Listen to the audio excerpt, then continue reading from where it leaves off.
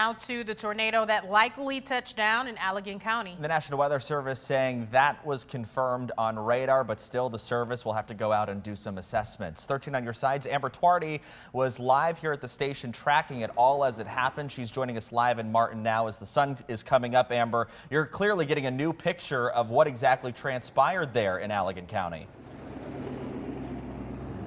Yeah, now that we've got some daylight out at this point, we're able to see a lot more of the damage that was left behind by yesterday's storms. Myself, meteorologist Blake Hansen, meteorologist Colton Woods were all in last night, really keeping a close eye on these storms. And somewhere that caught our attention pretty quickly was right here in Martin, where we saw a debris signature showing up on radar, which would typically indicate that you have debris that's lofted up into the atmosphere, typically by some of those rotating updrafts into that possibility of a tornado. And with this one specifically, it was looking like there was going to be a radar observed tornado warning that was taking place through Martin, portions of Door extending into Berry County. Now, one of the areas that we've been able to see some of these impacts right here in Martin. Now, this is on East Allegan Street.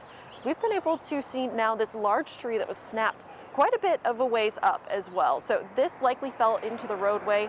Many cars are still kind of having to go around it. So things are at least a little bit slower here in Martin this morning. But I really want to point out just how high up this tree snapped.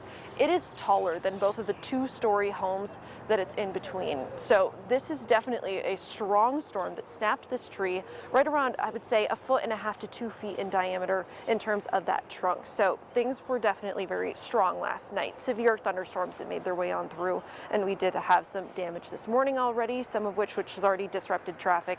I also want to mention that during the overnight hours, Martin, access to it was actually shut down just because of how many downed trees that there were. It does look like things are starting to get picked up at least a little bit as we're hitting daybreak, and as we head throughout the rest of the day, we'll have to see how things come together. So just make sure that you are taking things slow and having lots of patience as you're heading out the door this morning. Live in Martin, I'm meteorologist Amber Twardy.